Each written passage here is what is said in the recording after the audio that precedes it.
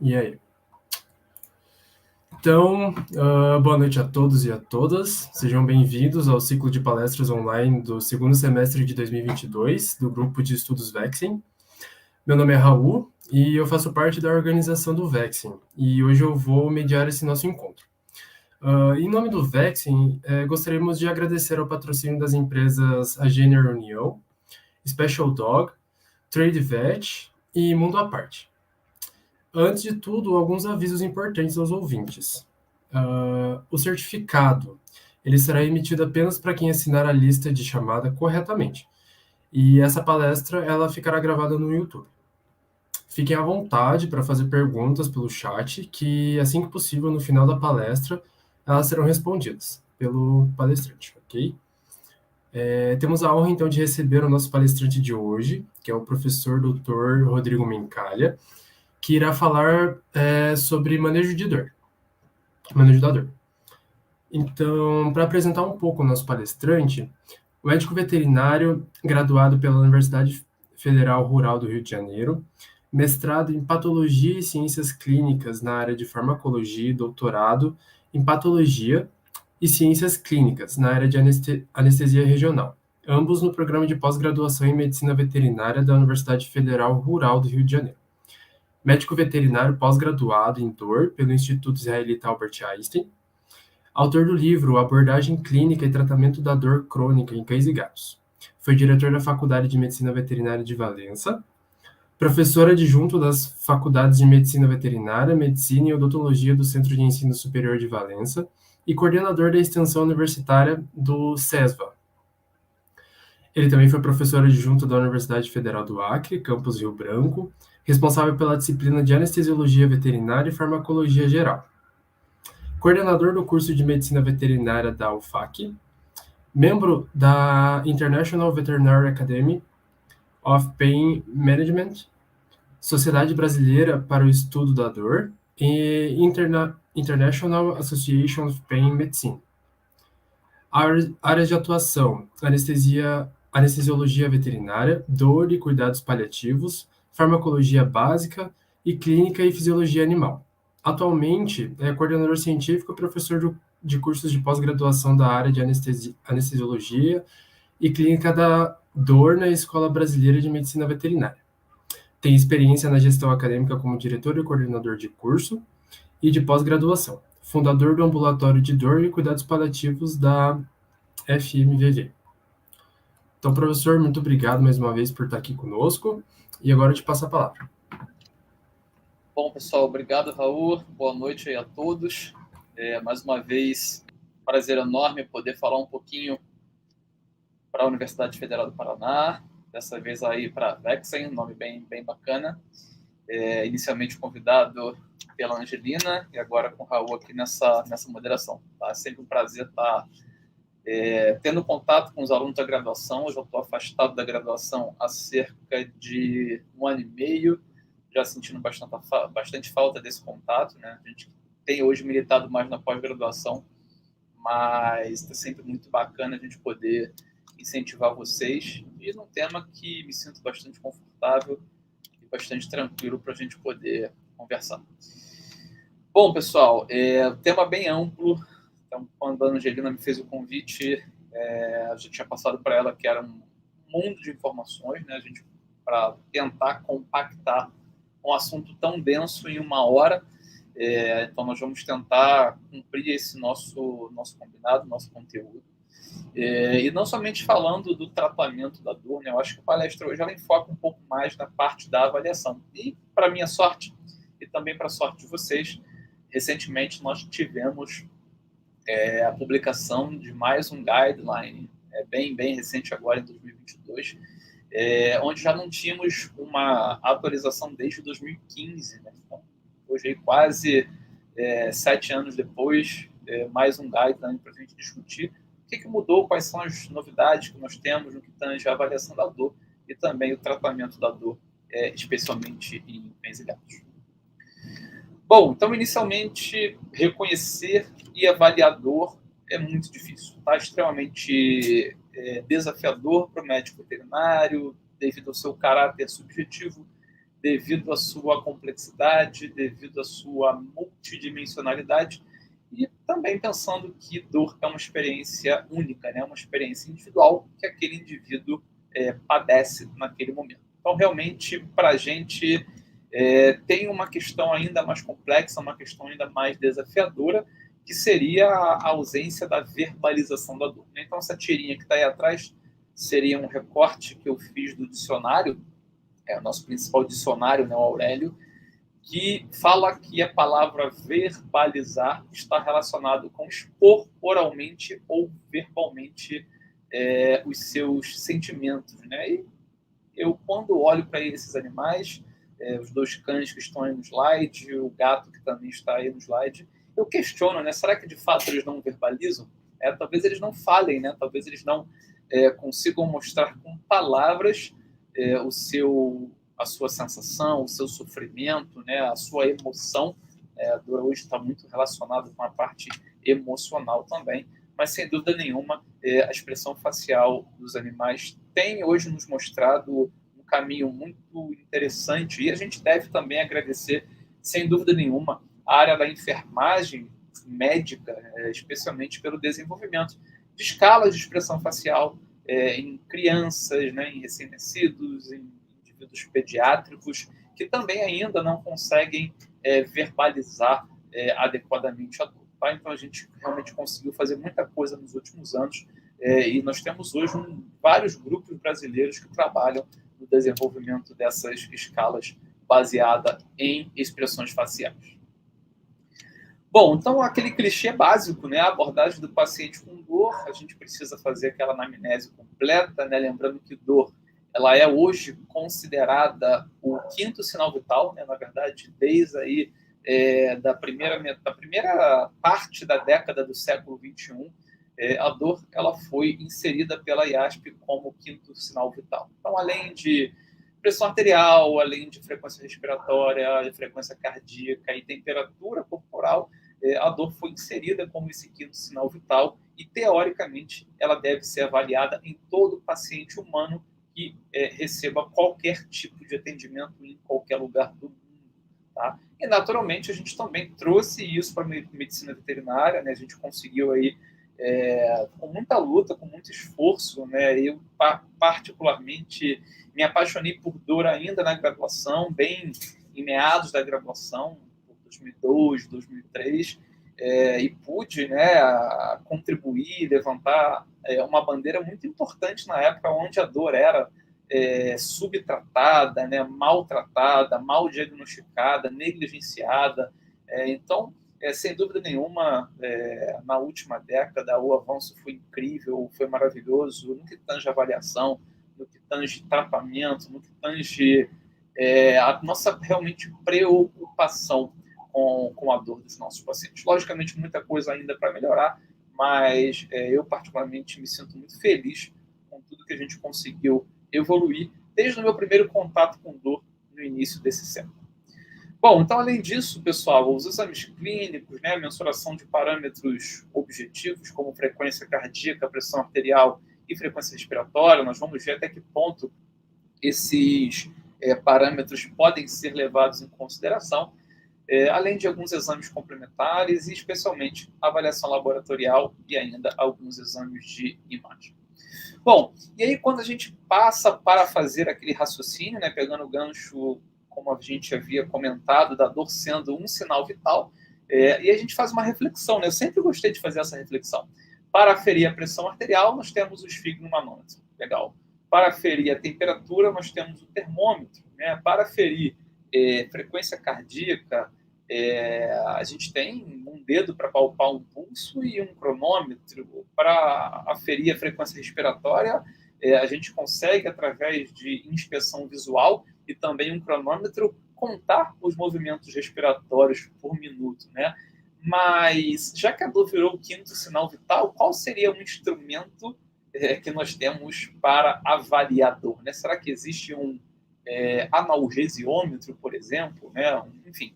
E a verdade, pessoal, é que existe, né? A verdade é que existe um equipamento chamado de algômetro. Tá? O algômetro existe, especialmente ele é produzido em nível de medicina veterinária no Reino Unido, tá? A professora Polly Taylor, né? A grande idealizadora do algômetro.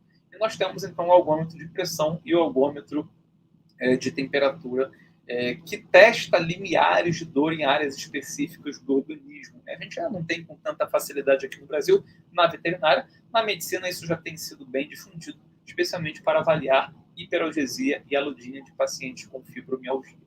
E também nós temos um equipamento bem interessante, né? Tive a oportunidade de trabalhar no doutorado, né? Tive a oportunidade de inserir a termografia infravermelha no ambulatório de dor da Faculdade de Medicina Veterinária de Valença, quando eu ainda estava por lá, e tivemos casos bem interessantes, trabalhos publicados, e sim, a termografia infravermelha ela pode ser um instrumento semiológico importante para avaliar a dor desse paciente. Então, aqui uma representação, uma imagem de um algômetro de pressão, tá? Então, ele tem uma ponteirinha na qual a gente pressiona contra a região que a gente deseja variar, e através de uma unidade de medida, normalmente em quilograma-força ou em newton, nós temos, então, uma reação. Tá? Então, à medida que o animal tem uma reação, seja de um gemido, né, de retrair um membro, nós, então, fazemos a comparação com a área contralateral, de modo que nós possamos verificar se eu tenho uma diferença de limiar de resposta. Aqui seria um vídeo que a gente ia mostrar, eu sempre esqueço dessa questão do StreamYard, né? Um videozinho que a gente ia mostrar da termografia infravermelha, mas na verdade aqui tem uma imagem também, então a termografia infravermelha, a despeito de muitas limitações que nós temos na veterinária, como o pelo dos animais, né? Como a falta de posicionamento, nós não temos ainda um compêndio, né? Um atlas de posicionamento, como nós temos na radiologia, por exemplo, né, vamos fazer uma radiografia para coxo femoral, a gente sabe qual é a posição, né, enfim, uma radiografia de cotovelo, uma radiografia de cervical, ou enfim, qualquer outro instrumento de imagem, nós não temos ainda na medicina veterinária validado o posicionamento adequado para a termografia infravermelha. Então, nós temos algumas limitações ainda, um grande caminho pela frente a ser percorrido até que nós possamos colocar isso na nossa rotina. Em alguns aspectos preliminares, né, especialmente em experiências clínicas no nosso ambulatório de dor, o termógrafo ele tem se mostrado bastante útil em alguns casos, especialmente envolvendo dor neuropática. Bom, e aqui, pessoal, a nossa principal publicação recente, né, eu me comprometo para enviar para vocês o trabalho na íntegra, tá? Ele não está disponível na PubMed ainda, nem mesmo nos sites que a gente tem utilizado hoje para burlar esse sistema aí da PubMed, mas eu consegui isso aí com alguns colegas que trabalham na Universidade de Montreal, lá no Canadá, mandaram para a gente, então nós temos aqui o artigo na íntegra, e depois eu me comprometo a enviar para a comissão organizadora. Então, aqui em 2022, em março de 2022, foi publicado, então, mais um guideline para a avaliação do manejo da dor, né? O manejo da dor em cães e gatos. Tá? Então, pessoal, isso é muito importante, né? A gente procurar estar pautado, né, em evidências, né? Tentar deixar o nosso ego um pouquinho de lado, né? Nem sempre o guideline ele vai de encontro àquilo que a gente tem feito, àquilo que a gente está trabalhando, né? Então, muitos colegas acabam ficando chateados, né? Nossa, porra, por que falou desse fármaco, não falou daquele, né? Nossa, mas aqui funciona. Enfim, são pessoas sérias, né? Aqui, por exemplo, nós temos o professor Láceres, né? No meio dessa turma aqui fortíssimo. Então, acho que a gente tem que respeitar realmente, né, um grupo muito, muito bem renomado, que publicou um trabalho interessante para a gente, e a gente vai avaliar alguns aspectos importantes para, mais uma vez, né, nós sairmos, todos nós juntos aqui, dessa palestra no início de agosto de 2022, melhores do que a gente começou essa aula, especialmente no que tange às atualizações. Bom, e quais foram, então, as principais novidades que nós tivemos para a avaliação da dor em gatos, tá, pessoal? Então, nesse momento da palestra, me perdoem se você ainda não teve um contato muito legal com dor ainda, então talvez você não conheça as escalas multidimensionais, né, para avaliação da dor aguda, para avaliação da dor crônica em gato, em cão. Então, talvez para algumas pessoas não façam tanto sentido, mas para você que já pelo menos é um estudioso da área de dor, né? Nesses primeiros passos aí, vocês que provavelmente estão quase formando, muita coisa legal foi publicada nessa primeira avaliação. Bom, pessoal, deixa eu tentar só aumentar aqui um pouquinho para mim. Opa, agora ficou excelente. Então, nós temos algumas ferramentas que foram avaliadas, tá? Então, inicialmente em gatos, tá? Então, o exame físico, pessoal, ele não é validado como método de avaliação em dor, tá? Apesar da gente usar frequentemente, ele não é validado, tá? Usado, obviamente, pelo veterinário. A observação clínica também não é um método formal validado em alguma publicação. As variáveis fisiológicas, pessoal, frequência cardíaca, frequência respiratória e pressão arterial, que são métodos subjetivos muito utilizados por nós para avaliar a dor aguda, tanto em gato quanto em cães, podendo ser feito pelo veterinário, pelo enfermeiro, pelo técnico responsável. Também, pessoal, não são indicadores específicos de dor em gatos, tá? Então, isso são informações muito importantes, duras, é verdade, né? A gente que, acaba usando, né? Olha, quanto variou a frequência cardíaca, quanto variou a pressão arterial, tá? Em gatos, infelizmente, não existe uma validação científica disso, a não ser isso dentro de algumas escalas multidimensionais como uma dimensão, tá? Então, por exemplo, dentro da escala da Unesp de Botucatu, existe uma das suas dimensões, que é a avaliação das variáveis fisiológicas. Então, ela está lá dentro, tá? Mas ela não está validada como método isolado, tá? Somente como método dentro de uma escala. Mesma coisa que falando da palpação da ferida cirúrgica, né? Ou de um trauma, bastante utilizado também para avaliação de dor aguda, também não é validado como método isolado, porém está dentro de inúmeras escalas, inúmeras ferramentas, inúmeras escalas multidimensionais para avaliação da dor. Aquela foto, aquele vídeo que o tutor manda para a gente, né, tanto para a gente estar avaliando a distância, dor aguda e dor crônica, também não foram ainda formalizados como métodos de avaliação de dor. E, para vocês terem ideia, né, nesse nosso primeiro slide aqui, do guideline da ARRA de 2022, apenas a atividade, o monitoramento do nível de atividade, né, principalmente pensando em locomoção desse gato para avaliação de dor crônica, é um método validado, mas a gente sabe que é um método especialmente indicado para avaliação em pesquisa. Tá? Então, nós temos aqui, nesse primeiro momento, um grande problema, né, que a maioria desses instrumentos um pouco mais subjetivos, eles não têm um caráter científico validado para que a gente possa bater qualquer tipo de martelo de tomada de decisão. Bom, e quando a gente avalia os instrumentos, né, de medida, né, vamos colocar assim, as escalas que são conhecidas, né, como, por exemplo, aqui, a escala de avaliação de dor aguda da Universidade do Colorado, a escala de Glasgow, né, muito, muito conhecida, a escala da Unesp de Botucatu, a Feline Gourmet Scale, né, que é a escala de avaliação por expressão facial em felinos, e algumas escalas aqui para avaliação de dor crônica, que muitas pessoas não conhecem porque não trabalham com dor crônica, tá? Então, nós temos aqui algumas escalas importantes para que a gente possa comentar. Então, para vocês terem ideia, pessoal, a escala de avaliação de dor aguda em gatos da Universidade do Colorado não é validada. A escala de Glasgow, muito comentada e muito usada no nosso dia a dia, ela é moderadamente validada, né? Então tem alguns vieses que comprometem, mas é uma escala hoje considerada moderadamente validada. E aqui nós temos as duas principais escalas validadas para avaliação de dor aguda. A escala da Unesp de Botucatu, fenomenal, fantástica, mas extremamente trabalhosa, para quem já trabalhou com ela sabe do que eu estou falando, e a minha preferida, o meu grande xodó, recentíssima publicação envolvendo brasileiros, né, professor Paulo Stigl e todo o seu grupo lá da Universidade de Montreal, a Feline Gourmet Scale, que é uma escala totalmente validada para a avaliação da dor aguda em gatos. Bom, e o que nós temos de novidades para a avaliação da dor em cães, né? Então, mais uma vez, o Guideline de 2022 trouxe para a gente algumas informações valiosas, né? E eu, conforme combinado aí com a Angelina, no momento do convite, estou focando um pouquinho mais na dor aguda do aqui na dor crônica, até para a gente poder dar um direcionamento na nossa aula.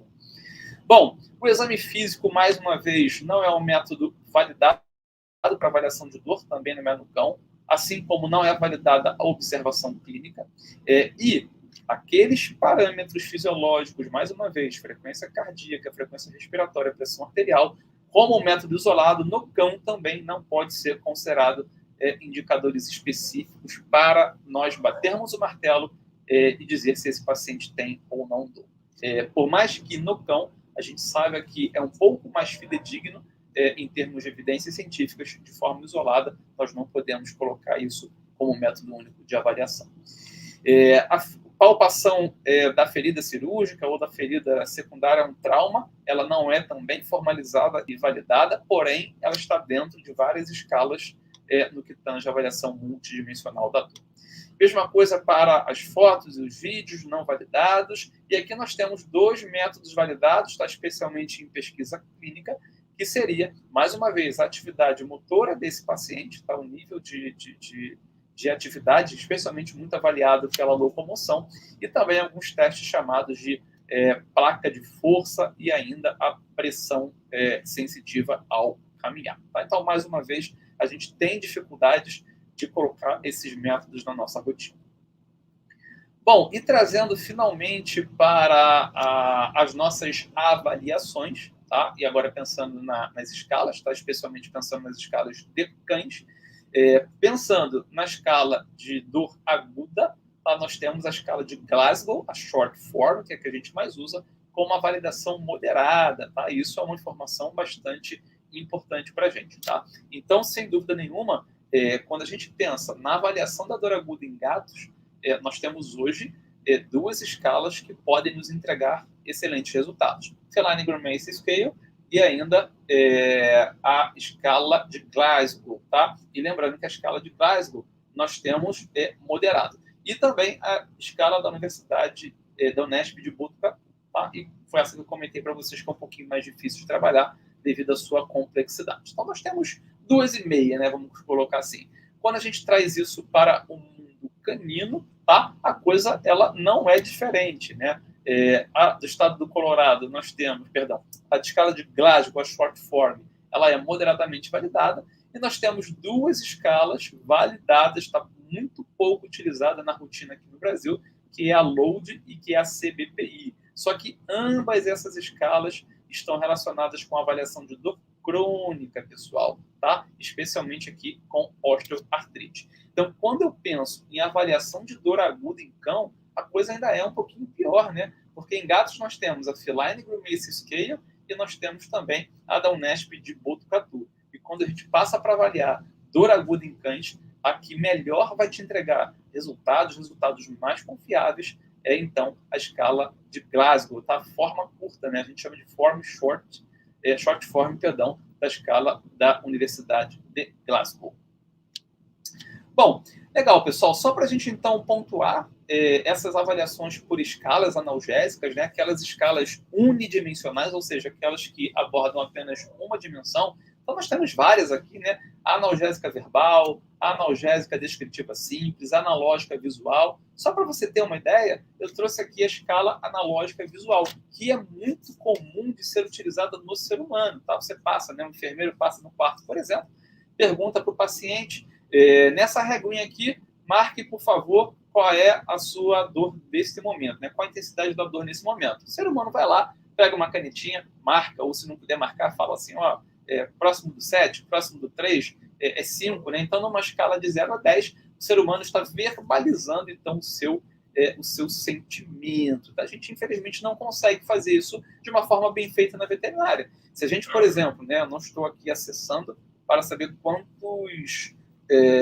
estão nos assistindo agora nessa palestra, né? Vamos supor, temos 50 pessoas aqui assistindo. Se a gente pegar agora um paciente em qualquer internação do Brasil hoje, e a gente for avaliar numa escala de 0 a 10, muito provavelmente nós vamos ter uma discrepância muito grande, tá? Então não é uma escala, não são escalas bem utilizadas na veterinária, as unidimensionais. Quando nós pensamos nas multidimensionais, tá? Então nós temos o Unesp de Botucatu, que é focada para gatos, Glasgow, que nós temos tanto para cão quanto para gato. Colorado, tanto para cão quanto para gato. Melbourne, que a gente nem falou porque não foi citada no Guideline de 2022, somente para cão, não é validada. E a Feline Grimace Scale, super validada para avaliação da dor aguda em gatos. Então, só para vocês terem ideia, o que é ser multidimensional? Ser multidimensional é a gente conseguir avaliar uma série de dimensões. Tá? Então, a primeira dimensão da escala composta multidimensional de Botucatu, ela avalia a postura do gato, ela avalia o conforto do gato, ela avalia a atividade motora do gato, ela avalia a reação à palpação da ferida cirúrgica, ela avalia a atitude do gato, ela avalia a reação a uma região próxima à ferida cirúrgica, né? Aquela região adjacente à ferida cirúrgica. Ela avalia também pressão arterial, ela avalia apetite do gato, ela avalia se o gato vocalizou, se ele não vocalizou, ou seja, nós estamos aqui com uma escala que avalia uma série de dimensões. Assim como as demais escalas, né? A gente poderia estar colocando aqui, essa escala é uma escala que eu particularmente gosto muito, apesar de o Guideline de 2022 mostrar que ela tem uma validação apenas intermediária, né? Moderada. Mas a short form de Glasgow, tá? Ela é extremamente interessante para a avaliação de dor aguda em cães. Tá? Talvez seja hoje a escala mais utilizada nas internações. E aqui cabe um parênteses, né? Eu já fui dono de clínica durante quase 10 anos, né? Enfim, fui gestor dessa clínica, fui um dos coordenadores da internação no meu início de carreira, e a gente sabe que a realidade do nosso plantonista é muito diferente da realidade, por exemplo, de vocês que estão na universidade, com muitas das vezes com residentes, com mestrandos, com doutorandos, né, com pós-doutorandos, né, com professores, com técnicos administrativos. Então, nós temos, às vezes, um efetivo, um quantitativo muito grande dentro do hospital veterinário. E quando a gente vai para a realidade de uma clínica veterinária, de um hospital veterinário, eu penso na realidade da minha clínica, no início dos anos 2000, onde nós tínhamos 24 animais internados, tá? Nós tínhamos 24 vagas de internação, vamos colocar dessa maneira, e eventualmente nós tínhamos dias com 24 animais internados, né? Ou seja, qual a ocupação máxima, e nós tínhamos apenas um plantonista para fazer toda a ronda. Tá? Então, você imagina um plantonista utilizando uma escala multidimensional para avaliar dor de hora em hora em todos os pacientes, conforme a gente pedia. Tá? Imagina, né, se eu pego, por exemplo, Botucatu para gatos e eu pego o short form de Glasgow para cães. A gente ia demorar, em média, 5 minutos por cães e 10 minutos para gato. Né? Então, quando o plantonista chegar no 24º, na 24ª avaliação, ele já tem que começar primeiro, porque a primeira já está atrasada de novo, né? E ele não atende mais o telefone, ele não faz mais as medicações, então a gente sabe que a realidade é muito dura. E é por isso que eu sou um grande fã da Feline Grimace Scale, que trouxe uma simplicidade maior para a gente, né? O plantonista consegue colocar isso na rotina de uma forma muito mais tranquila. Então, a short form de Glasgow é uma escala interessante, né? Então, eu trouxe aqui alguns recortes só para vocês conhecerem. Ela não é ilustrativa, não é bonita, não é colorida, né? Como, por exemplo, é a do estado do Colorado. Tá? Então, a ideia é que, inclusive, nós possamos entender que nem sempre traduzindo uma escala a gente consegue utilizar no nosso dia a dia. Sabia que para que a gente possa validar as escalas no país, por exemplo, aqui no Brasil, eu teria que fazer uma publicação em português dessa escala?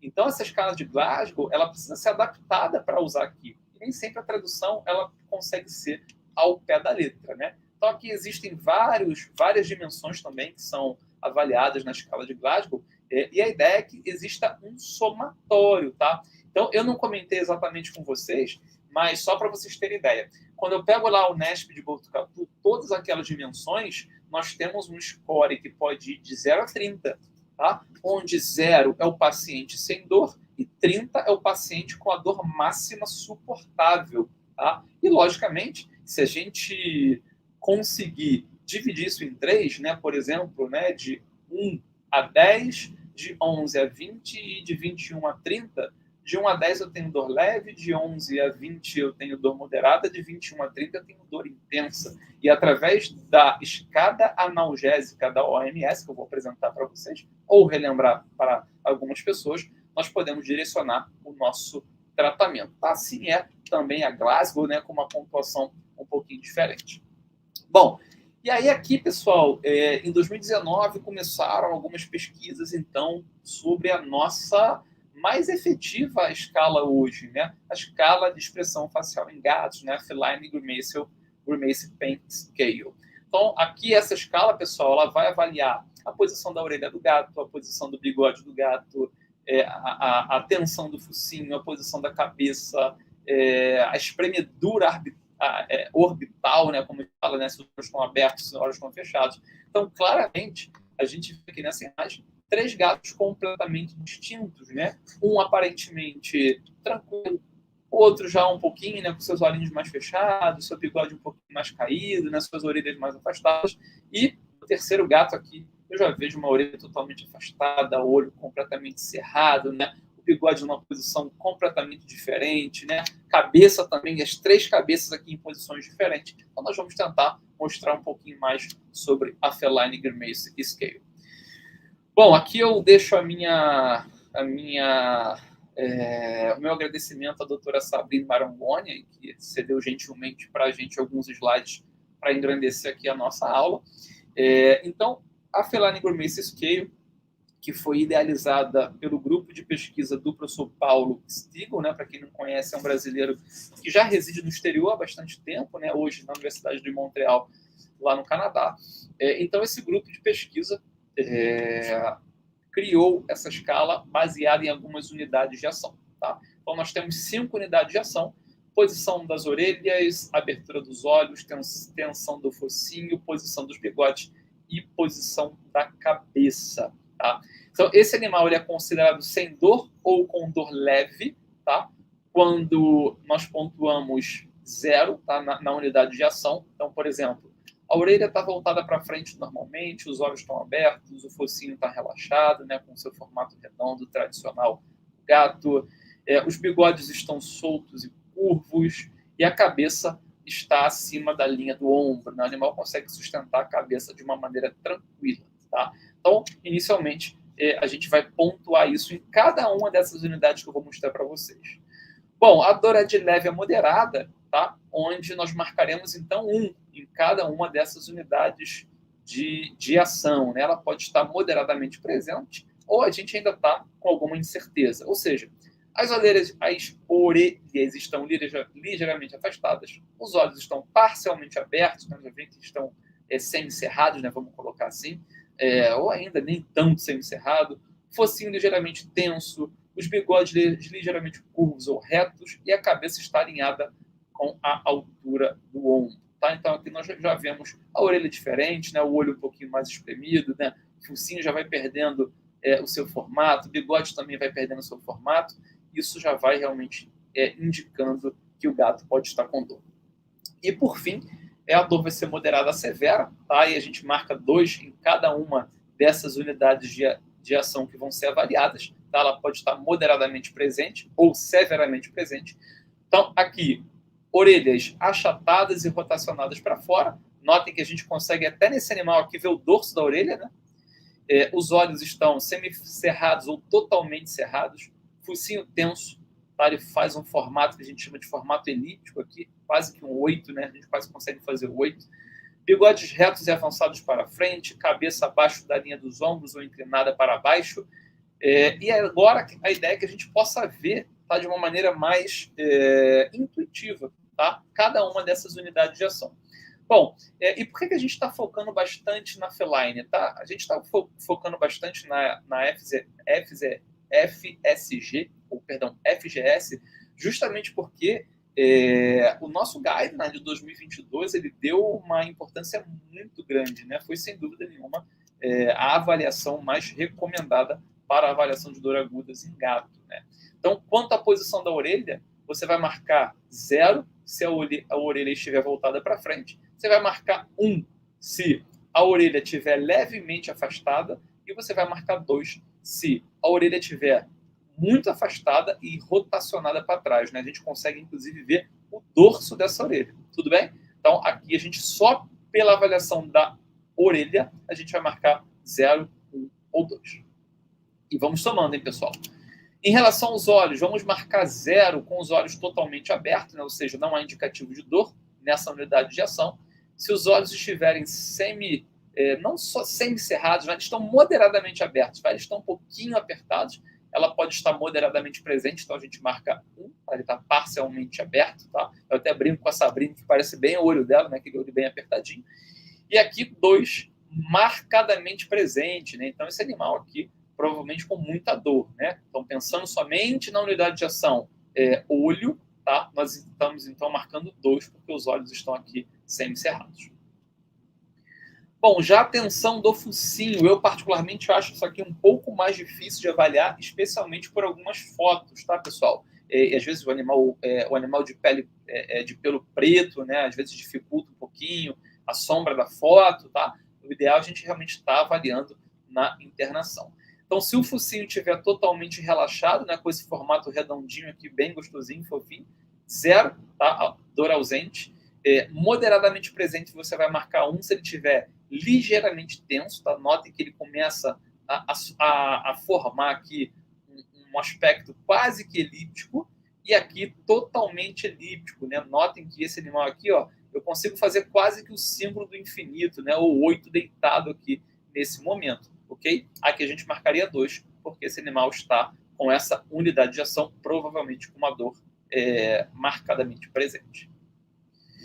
Bom, posicionamento dos bigodes, tá? Então esse bigodão bonitão aqui, ó, solto, relaxado, totalmente curvo, né? Como manda o figurino, marcamos 0. Quando o bigode está ligeiramente curvo ou reto, tá? Notem aqui que ele não está mais pendular, né? Ó, ele não está mais pendular como está nesse gato preto aqui, né? Ele está praticamente reto aqui, praticamente na horizontal, tá? A gente vai marcar 1. E se ele estiver totalmente reto, ou ainda assim, meio virado para frente, assim, sabe? Reto seria isso. Ele reto, assim, mais curvado para frente, a gente marcaria 2, tá? Com essa dor provavelmente bastante intensa nesse animal. Bom, e por fim, pessoal, a última unidade de ação, nós temos a posição da cabeça, né? A posição da cabeça. A gente colocou essa linha aqui meio rosa, tá? Para guiar a gente. Então, se a cabeça estiver totalmente suspensa acima da linha do ombro, marcamos 0. Se a cabeça ela está alinhada com a altura do ombro, a gente marca 1. E se a cabeça está abaixo da linha dos ombros, a gente marca 2. E, obviamente, né, nós temos 5 unidades de ação. E se eu marcar 2 para cada uma dessas unidades de ação, o score máximo que eu posso chegar aqui é de 10, pessoal. E o ponto de corte para saber se esse paciente tem ou não dor, de acordo com a FGS, é um número de 3, ok? Então, nós temos 5 unidades de ação. Cada unidade de ação a gente pode marcar 0, 1 ou 2. Então, você pode ter 0, ausência de dor. 1 e 2 é considerada ausência de dor ainda. E a partir de 3 seria um ponto de corte para você fazer o resgate analgésico. E aqui eu coloco aqui mais uma imagem aqui, de um treinamento. Esse animal foi um animal submetido a um procedimento cirúrgico, aqui em A, antes da cirurgia, em B, no período pós-operatório imediato, né? Então a gente vê aqui as orelhas bem afastadas, mas sem a gente ver o dorso, né? Então a gente marcaria aqui 1, tá? E não 2, porque a gente não está vendo o dorso dela. Os olhos totalmente semicerrados, aqui a gente marcaria 2. O focinho bem tenso aqui, já formando um aspecto elíptico, a gente também marcaria 2.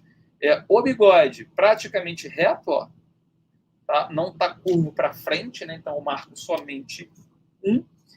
E a cabeça só está sendo sustentada porque está apoiado aqui, né? Então a gente marcaria 2. Então esse animal com uma dor bastante intensa, feito o resgate analgésico, e após o resgate analgésico a gente consegue ver. Olha que bigodão bonito agora, ó, pendular, tranquilo, o focinho já mais relaxado, as orelhas muito mais próximas, tá? Isso aqui depois do resgate analgésico, ó. Nós temos aqui já o olho bem aberto e, obviamente, aqui sabemos até que esse animal provavelmente recebeu um opioide, né? Nós temos aqui uma midriza aqui, característico quando a gente usa opioide em alguns gatos.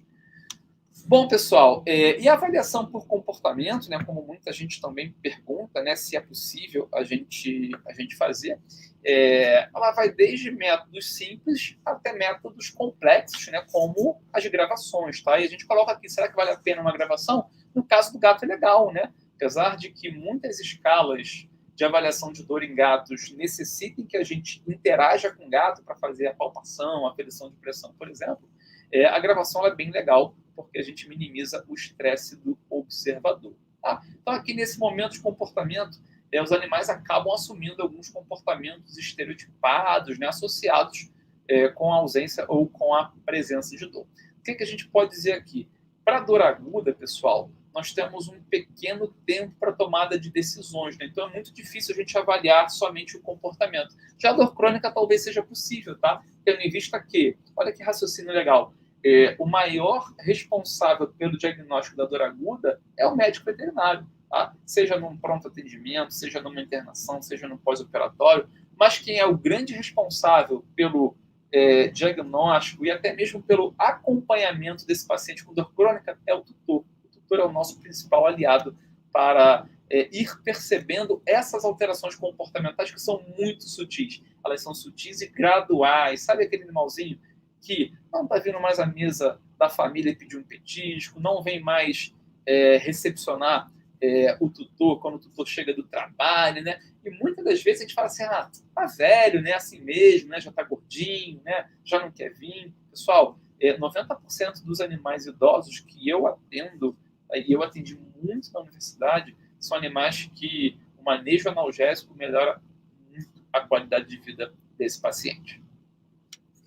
Bom, e aqui muito importante, tá? Isso aqui é um trechinho de um dos capítulos do nosso livro de dor crônica, tá? O capítulo escrito pela professora Patrícia Flor, lá da Universidade de São Paulo. Ela fala que uma frase foi muito feliz nessa colocação. Ela coloca o seguinte, né? O quadro de dor relacionado ao pós-operatório pode ser intenso quando da presença de um processo inflamatório, distensão de vísceras e manuseio exagerado dos tecidos pelo cirurgião, tá? Então, assim, uma frase que me marcou bastante, né? A gente pensar aquele animal que tenha uma condição inflamatória prévia, um animal que tenha uma situação em que houve uma grande distensão visceral, ou ainda aquele cirurgião que, com um manuseio um pouquinho mais truculento, né, pode impactar bastante essa resposta de dor pós-operatória. Bom, e para a gente partir aqui para o terço final da nossa aula, quais são as principais novidades, então, que nós temos para o tratamento da dor em cães e gatos, tá? Então, a minha ideia agora é poder apresentar para vocês o que o nosso Guideline de 2022 trouxe em relação a essas novidades. Bom, isso que eu gosto do Guideline, né? Ele é bem ilustrado, né? Ele traz informações para a gente bem úteis e, logicamente, a gente precisa ponderar, avaliar se realmente na nossa rotina isso é factível, né? É aquilo que eu costumo dizer. Um guideline, ele não é a nossa constituição, né? Ele é uma diretriz, ele é uma recomendação que você pode ou não seguir, tá? Mas existem pessoas muito renomadas e muito qualificadas que trabalharam de forma bastante árdua para nos trazer informações interessantes, ok? Então vamos lá. Então eles colocam 3 linhas, né? Primeira linha, segunda linha e terceira linha, né? Então, no que tange dor aguda em cães e gatos de causa inicialmente desconhecida, tá? A sugestão inicial é o opioide, tá? Então a classe dos opioides deve ser a primeira linha de escolha no que tange o tratamento farmacológico. E, logicamente, pensando no tratamento não farmacológico, nós temos, então, um cuidado, né, um suporte de cuidados para aquele paciente, seja uma fluidoterapia, né, enfim, uma série de cuidados que possam também ser colocados para esse indivíduo. Bom, já aquela dor aguda de causa inicialmente conhecida, agora não mais desconhecida, né, de causa conhecida, tanto para o cão quanto para o gato, a gente pode fazer uso de anti-inflamatórios não esteroides, associado a opioides e, quem sabe ainda, anestésicos locais, seja através de um bloqueio local, de um bloqueio loco-regional em nível de ambulatorial, ou ainda, quem sabe, uma infusão intravenosa de lidocaína. E aqui uma coisa muito interessante que é muito utilizada lá fora, porém bastante negligenciada aqui no Brasil, é uma terapia com gelo, tá? Terapia com gelo para esse animal com dor aguda inicialmente, de causa conhecida, pode ajudar bastante do ponto de vista não farmacológico dessa terapia. Bom, nessa primeira linha ainda, pacientes com dor crônica, então é dividido agora cães e gatos, tá? Então houve uma divisão, uma separação nesse momento, especialmente pensando nessa primeira linha, né? Então nós temos aqui, tanto para o gato quanto para o cão, a utilização de anti-inflamatório, tá? E aqui, pessoal, a gente não está aprofundando pelo nosso tempo, mas especialmente aqui pensando nos anti-inflamatórios preferenciais COX-2, como é o caso do Meloxicam, ou ainda os seletivos para COX-2, tá? Lembrando que somente o Robenacoxib está indicado para o gato, e os demais para o cão, né? O Firocoxib, o Mavacoxib, o próprio Robenacoxib e o Cimicoxib.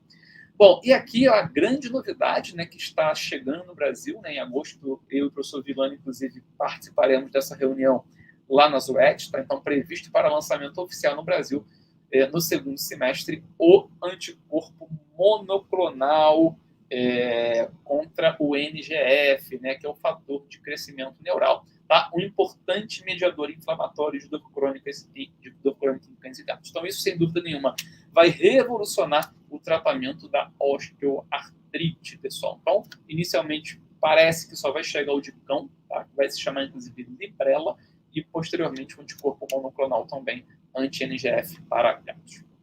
Bom, e no que tange aqui a terapia que eles consideram não farmacológicas, tá? Então, a utilização do ômega 3 para ambas as espécies, modificações ambientais, tá? Então, desde uma perda de peso, ou mesmo trocar o piso do que o animal vive, né? Às vezes aquele piso mais liso, colocar um piso mais áspero, um piso mais antiderrapante, encorajar no cão o exercício, encorajar no gato a atividade e, obviamente, se tudo não caminhar de um aspecto positivo, até mesmo realização de cirurgias para alívio da dor, como é o caso da denervação no cão, como é o caso da própria colocefalectomia, tá? Uma série de questões também são abordadas. Tá? Então ficou bem legal, eu particularmente adorei o guideline, essa é a primeira linha de conduta, então, para o paciente, tanto com dor aguda quanto o paciente com dor crônica.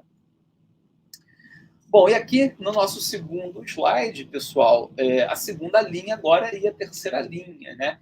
Então vamos lá, tá lembrando então, ó, vou aqui só voltar para a gente não se perder.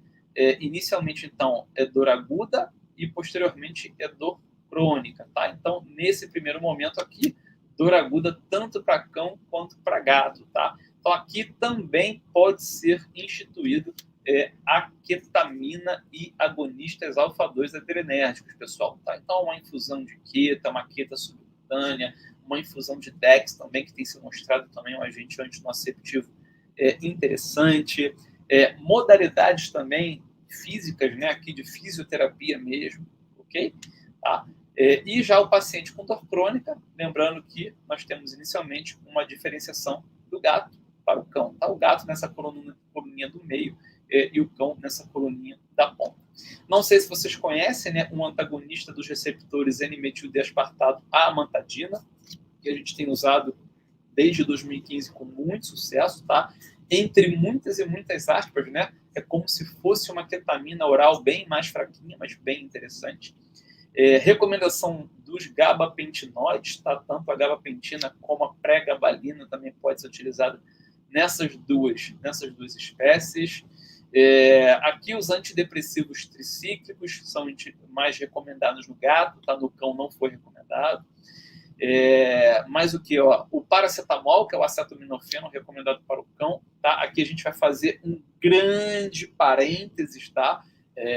Não se fala de dipirona aqui, tá? E não isso aí gerou uma polêmica danada aqui no Brasil, e não é porque a dipirona seja ruim, tá, pessoal? Pelo contrário, ela é excelente, mas eu não sei se vocês sabem, mas a dipirona ela não é comercializada em alguns países, tá? Especialmente os países da América do Norte.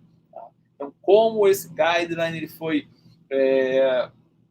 elaborado, né, por médicos veterinários da América do Norte, especialmente dos Estados Unidos e do Canadá, eles preferiram deixar de lado a dipirona, tá, pessoal? Então, assim, não precisa ter choro, a gente sabe que pode usar dipirona, logicamente que pode e deve utilizar essa dipirona. Bom, outras modalidades aqui de fisioterapia, de reabilitação, de exercícios, né, de radiação paliativa, né, uma série de coisas que ficou bem parecido tanto para o cão quanto para o gato. Bom, e por fim nós chegamos aqui à terceira parte, né, a terceira recomendação. Quando a gente pensa nessa terceira linha, eles não recomendaram nenhuma droga adicional para dor aguda, ok? Então não tem aqui a recomendação inicial.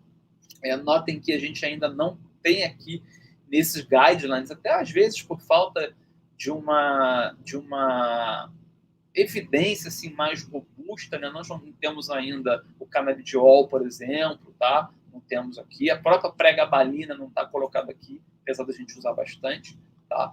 E aqui dietas anti-inflamatórias, então, podem ser recomendadas nesses casos iniciais. O tramadol, tanto para o cão quanto para o gato, né, a despeito de qualquer tipo de polêmica, tá, pessoal? A gente precisa, mais uma vez, ser um pouquinho mais racionais, né? Não levantar bandeiras que não sejam verdades, né? A gente que sofreu tanto aí com os nossos políticos aí no auge da pandemia, né? Com tanta picuinha, com tanto problema. A verdade é uma só, pessoal. O tramadol é um excelente agente antinociceptivo, e ponto. Só que ele não é um agente antinociceptivo para dor intensa.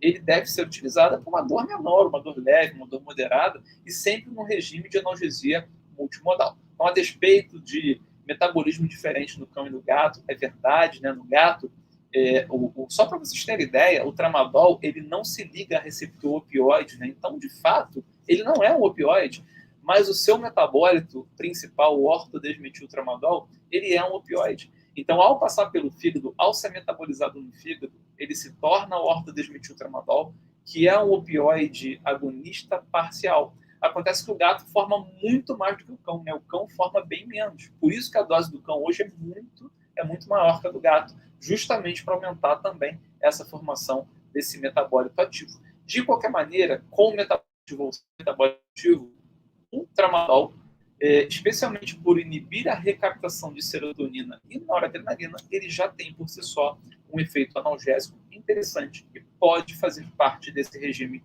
multimodal sem nenhum problema.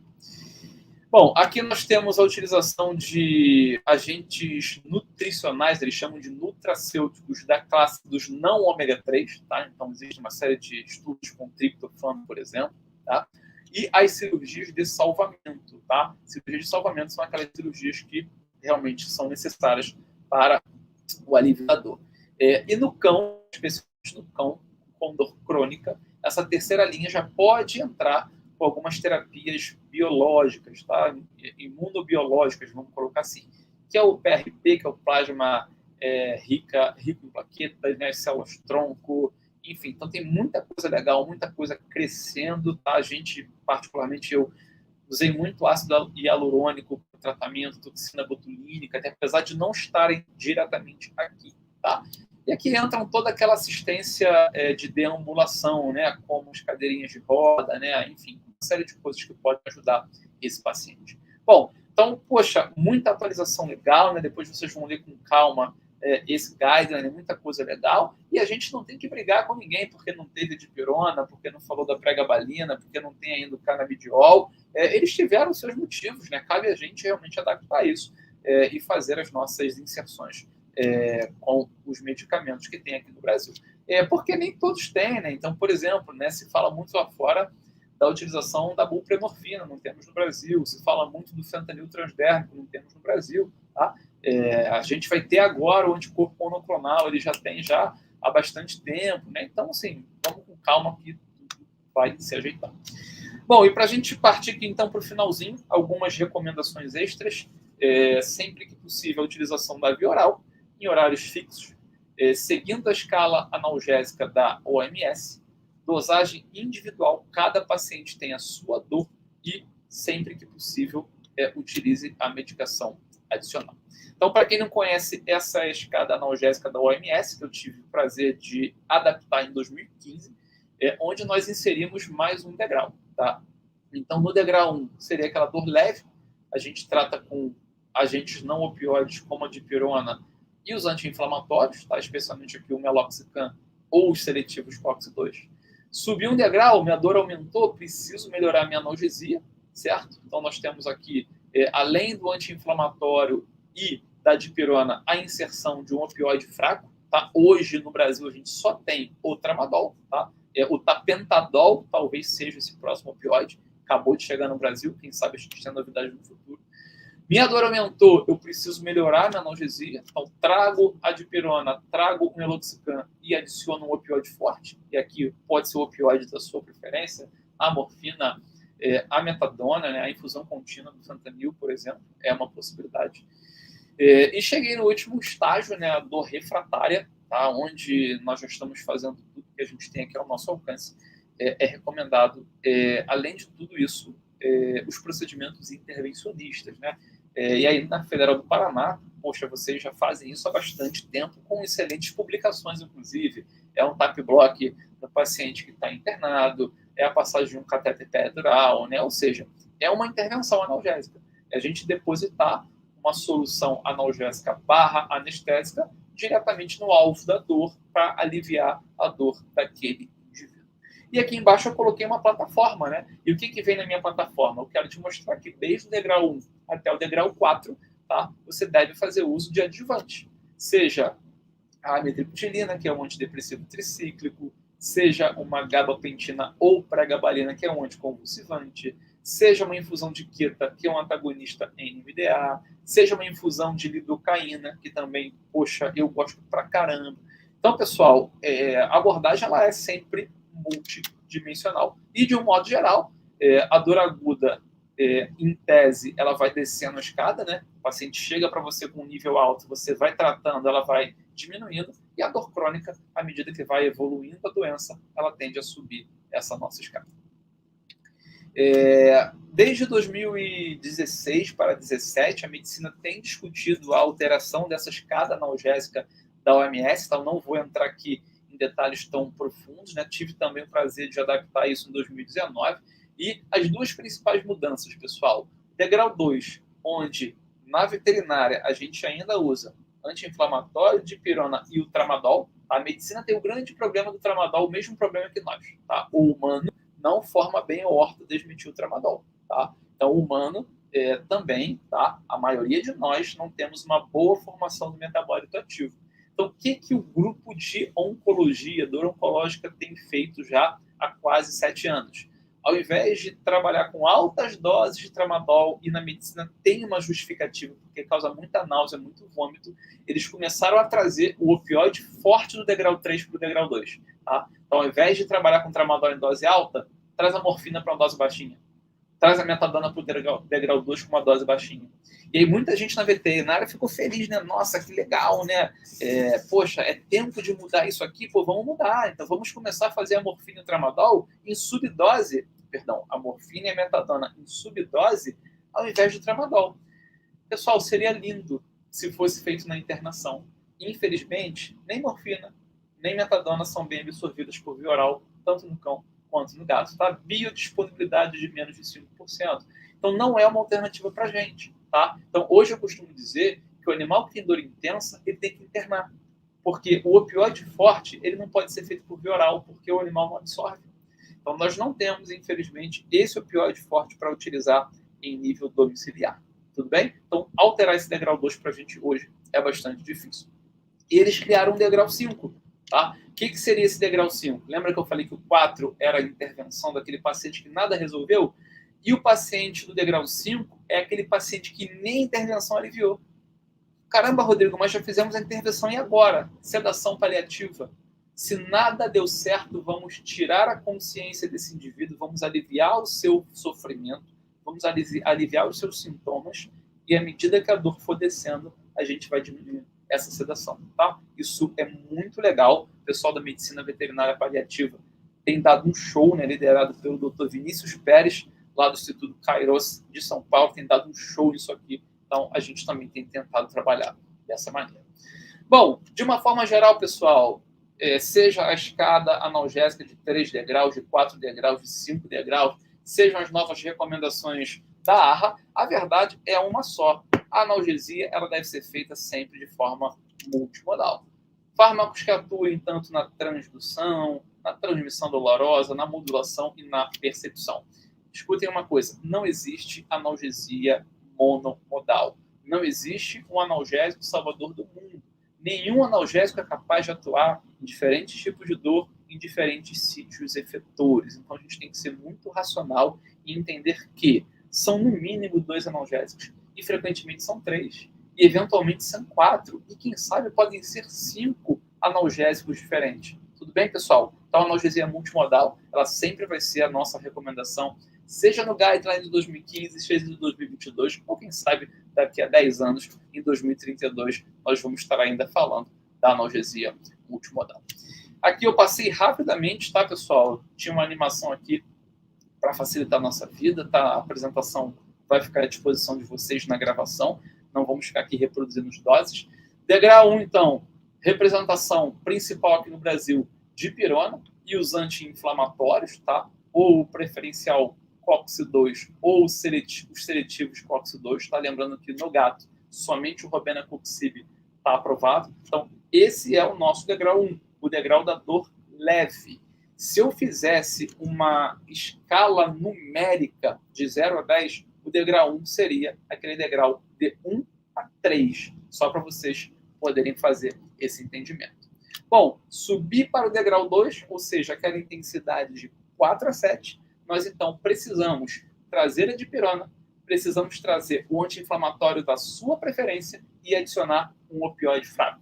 E aqui, pessoal, nós não temos escolha. A nossa escolha hoje é o cloridrato de tramadol.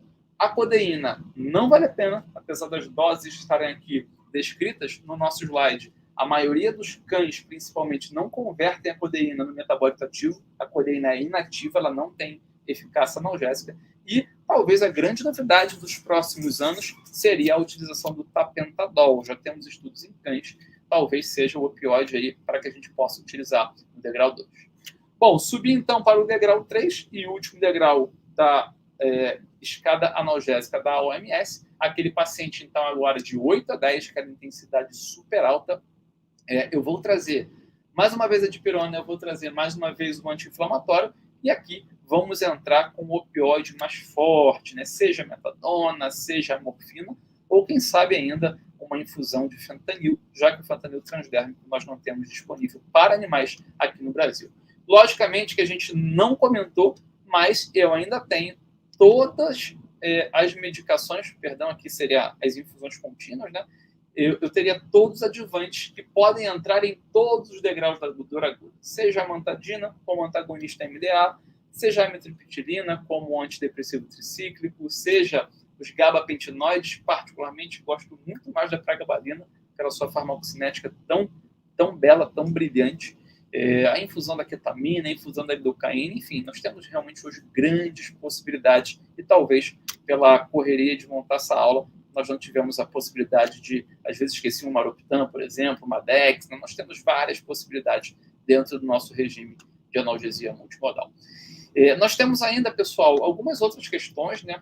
Usamos muito a ciclobenzaprina como relaxante muscular, ela é o princípio ativo de alguns medicamentos de uso humano, tá? Então, utilizamos bastante no cão para alívio da dor miofacial. E a trazodona para ajudar o paciente a dormir, né? O paciente que tem dor e dorme com muita dificuldade. Então, uma das características desse paciente é a ansiedade, é estresse, é agressividade, é insônia, né? Falta de apetite. E muitas das vezes a gente negligencia o sono desse paciente. E a trazodona pode nos ajudar bastante no controle desse sintoma. Bom, aqui tinha colocado, então, sim, o Maroptan como antagonista de substância P, especialmente para nocepção visceral, a Dex, né, como agonista alfa-2, os próprios anestésicos locais, sejam em bloqueio, sejam em infusões. A verdade, pessoal, é que o nosso portfólio farmacológico ele é cada vez mais amplo para que a gente possa usar com bastante tranquilidade. Bom, e para a gente finalizar e eu respeitar aqui o meu combinado com vocês de 60 minutos, talvez tenha passado já um pouquinho, esse também é um dos slides que eu mais gosto do nosso livro de dor crônica, que seria a gente diferenciar a sensibilidade, né, a eficácia, talvez, de cada classe de medicamentos dos determinados tipos de dor. Tá? Então, só para a gente pontuar, existem 3 tipos de dor reconhecidas, tá? Aqui a gente colocou 2. Dor noceptiva e dor neuropática. Tá? O terceiro componente seria o componente nociplástico. A dor noceptiva, que é a principal dor aguda que nós vamos tratar no nosso dia a dia. Ela é dividida em dor somática e dor visceral. E a dor neuropática, ela é aquela dor que está relacionada com uma lesão no sistema nervoso periférico ou no sistema nervoso central. Quando eu penso em dor visceral, ou seja, dor noceptiva de origem visceral, opioide e anti-inflamatório são os medicamentos mais interessantes para essa utilização. Quando eu penso em tecido mole, como, por exemplo, tecido muscular, tecido ósseo, mesma coisa, opioide, anti-inflamatório não esteroide vai muito bem. Agora, não esqueçam disso aqui. Espasmo muscular, né? Não sei se vocês já ouviram falar de pontos de gatilho, né? Eu tenho pontos de gatilho em musculatura paravertebral. Domingo cheguei de viagem, esse meu ponto aqui estava inflamado, tá? Eu tenho ele pelo menos há 2 décadas. Ele irradia para dentro da cabeça, na verdade para o couro cabeludo. Então, passando a mão no couro cabeludo, eu já sinto a lodígia. Tá? Isso, pessoal, o espasmo muscular, uma contratura muscular, ela pode gerar muita dor referida, extremamente importante. E esse paciente ele pode ser beneficiado com um relaxante muscular, como citei, a ciclobenzaprina, por exemplo, para o tratamento desse espasmo em cães. Infelizmente, em gatos, a gente não pode usar ciclo, e muitas das vezes a gente acaba usando a amitriptilina, que tem essa função de relaxante muscular.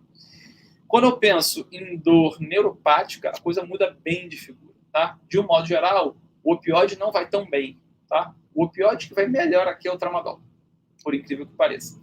Dor neuropática é um mundo à parte, que não vamos ter tempo de entrar profundamente, mas, na ordem, anticonvulsivantes, antidepressivos tricíclicos e lidocaína intravenosa, normalmente são os nossos medicamentos mais utilizados para o alívio da dor neuropática e muitas das vezes, especialmente para alívio do edema e de toda aquela inflamação, os corticosteroides também podem ser bastante úteis nessa questão. Bom, pessoal, então, como conclusões da nossa aula de avaliação e tratamento da dor aguda em cães e gatos, muitas novidades, muitas atualizações, né? A pesquisa não para, a ciência não para.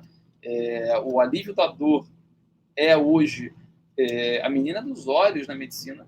Tá? A área de dor ela virou uma área de formação, não é uma especialidade ainda, tá? Mas hoje existe um médico especializado no tratamento da dor. Tá? São 11 especialidades médicas que podem tirar o título de especialista em dor. Tá? Não é uma área diretamente de medicina. Você tem que primeiro ser anestesista, neurologista, reumato, ortopedista, médico da família. Tem uma série de outras, fisiatra, não vou lembrar das 11, tá? Mas são 11 especialidades da medicina que você tem o direito de fazer uma especialização, prestar uma prova e ser titulado como especialista em dor. Tá? Então, é uma área de formação onde as pessoas estão realmente ganhando muito dinheiro com isso, porque a dor é uma grande pandemia mundial, a dor crônica é uma grande pandemia mundial. E aí a medicina veterinária ela começou a abrir os olhos para isso, né?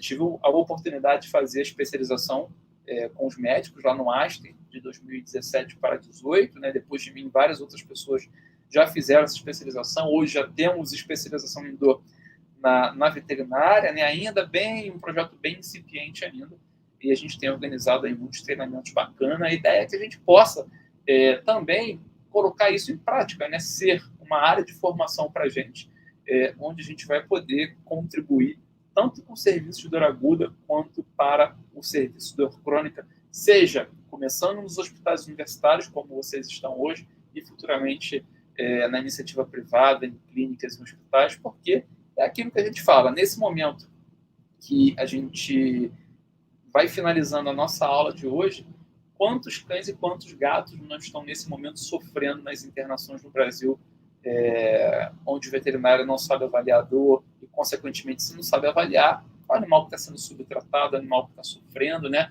Vamos pensar aqui uma coisinha básica, né? Semana passada, no meu perfil do Instagram, a gente comentou sobre dor visceral.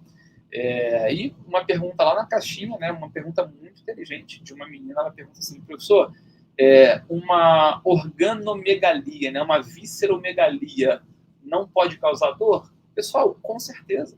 A quantidade de nociceptores que tem em cápsulas viscerais é enorme. Tá? Então, a gente imagina, por exemplo, no animal com erliquiose, onde ele tem hepato e esplenomegalia. Quem aqui já ouviu dizer que se faz analgesia para o paciente com erliquiose? Né? Quem pensa que uma hepatomegalia, pela distensão da cápsula hepática, não pode causar dor? Pode causar muita dor, pessoal. Isso é relato de ser humano. Tá? Palpem um animal desse para vocês observarem. Quantos animais nesse momento que estão com uma baita parvovirose, uma baita cólica intestinal, não tem um analgésico no seu protocolo, tá? A gente que já teve diarreias ao longo da vida, né? A gente quer morrer com uma cólica intestinal, que é realmente muito complicado. Enfim, a gente precisa evoluir muito, tá? É aquilo que eu sempre costumo dizer. Melhoramos, as últimas 2 décadas foram muito boas, mas a gente precisa realmente ainda melhorar muita coisa no que tange a dor. Bom, gostaria então de agradecer o convite de vocês aí, como é que vocês chamam? Da Vexem, da Angelina e do Raul, que também me recebeu hoje, todos vocês que estão me ouvindo agora e que vão me ouvir futuramente aí na gravação. Estou à disposição aí para as perguntas. Obrigado, pessoal.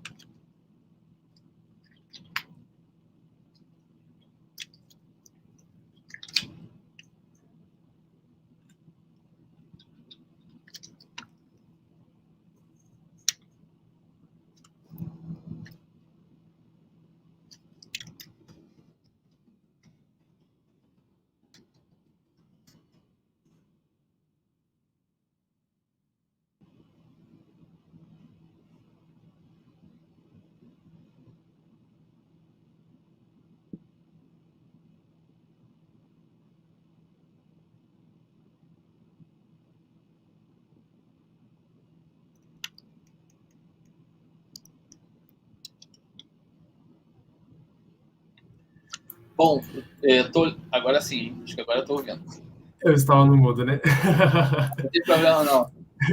Então, professor, de novo, muito obrigado pela palestra. Tivemos bastante perguntas aqui no chat pelos ouvintes e a primeira delas, da Angelina, que é sobre infusão de ketamina. Ela está perguntando se existe outra infusão que possa ser utilizada no lugar com menos efeitos colaterais.